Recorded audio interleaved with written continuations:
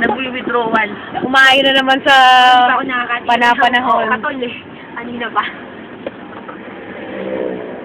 Kaya lang yung tuna chicks ron kasi malansa. Diba? Hindi, pag kumuha ka ng class A yung puti, hindi siya ganun kalansa. Kasi yung belly eh.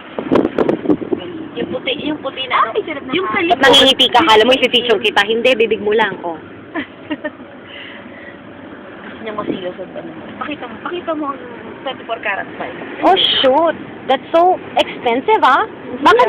Sayang. Sana nilagyan lang sa mas magandang ipin. Kaya nga nilagay kasi parang kumanda yung ipin eh. Naman, gusto talaga na ganyan kumanda yung ipin. Oo nga pala, no? Ako nga, may TMJ bang tawag doon? Kailangan naman ko. Bakit?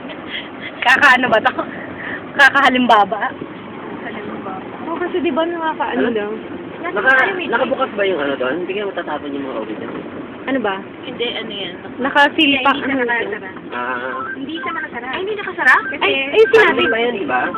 Eh, paano? After 1 hour mo pa pwedeng sarap. Baka matapon nga yun. Sana dito na lang natin nilagay. Sa loob. Hindi naman, baka di na mabot.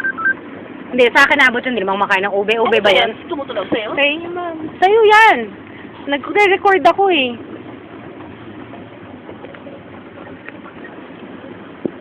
Nasaan na ba tayo? Bagay pa din. Yeah, ano yung... Hindi kailangan ko na itulog doon eh. Hindi ako kasama mamalagi. Hindi ako marunong mamalagi. Ako for the sake of lang, gusto ko lang lumaboy. Sa malamig na lugar. Kasi pagbalik ko na naman sa Manila, Dus Mariose, parang nasa oven toast yun. Wala bang madadagit na gwapo to? Meron yung gwapo. Oh, espiritu naman. I swear. What's that? Ano yun? Condominium na medyo dilapidated. Ano yun? Ito yung hindi ko na ituloy yung kwento ko kanina.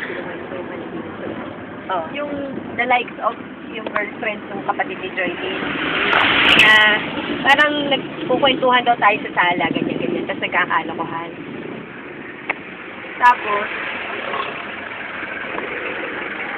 Tapos sabi, yung daan ko daw sa gitna, ginanon ako sa kwet. Ay, sabi ko, kwet talaga. Sinabong ko na. Kayo ha, wala kayong karapatang magaganyan. Kasampit kayo kayo. Ay, pinagalitan ko daw talaga. Ano? So, Sa panaginip, matindi na pa na ano mo, ngit-ngit mo talaga, no? Kahit sa panaginip, pinagalitan mo.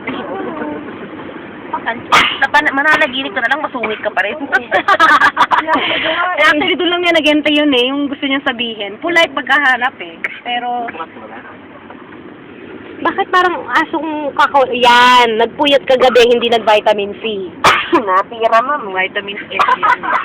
Vitamin F. Vitamin F. What hell? Sabi ni Papa Ray, hindi daw. Kasi hindi daw siya nakatulog. Kaya alam daw niya hindi. Sir Ray, hindi mo naramdaman? Sir, I'm so Gumalas eh. Sir? Gumalas yung kama. Anong pa pala, sir? Naghiwalay daw yung kama. Hindi, akala mo gising ka. Tulog ka pala. Oo. Hindi niyo ba alam siya parang kwago kung magbantay ng tulog yun at hindi tulog? Talagang alam niya pag tulog na tao strikes. Sorry, nalitutan kayo. Na pwedeng gwardiya. Kaya ano sinasabi mong ano kay gising ka eh. Natatawa-tawa na lang kami. Gising ka eh. Ilang nasabi Jerry sa akin na, hindi ko alam mo. Alam lang yun. Naisahan. Nagabi ako nakatulog kasi ang lakas nga ng hilis ni ano. Yung sandali mong pagkakawala ng ulit, ano yung dahilik portion yun? Okay, sobrang lakas ng hilik ni Paul, natabunan na lahat ng activities sa environment. Bagay, in ano ba? In 40 seconds. Ay, grabe 30 naman seconds, tapos na. ano yan? Parang... Ano yung rabbit? Ano yung baboy? 30 seconds ano? Diba, may Orgasm ba yun? Hindi naman ganun, sir. Medyo matagal-tagal din naman. Kamusta naman kayo? 31 seconds. And a half. Tagalan pa natin ng konti. Wala kayo sa naramdaman. Pucha, pag may naramdaman niya, saan natira? Pero alam mo siya na magaling magbantay ng tulog at hindi tulog yung asawa. Magaling na rin si Mempo yun. Promise. Sigaw ako nga kayong dalasan eh. Hoy! Tantanan nyo na dyan! Bilisan nyo! Sabi ko, bilisan mo kami ko. Masok dito, yari tayo. Nakadalawang beses pa? Siyempre, ma'am.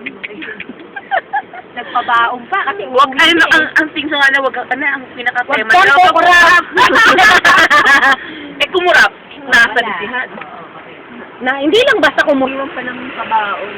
Nagpabaon. Hindi, kasi daw, dapat mamaya ulit. Eh, sisuwi na siya. Kanina na lang daw. Alam mo kung bakit? Kasi naliligo ako.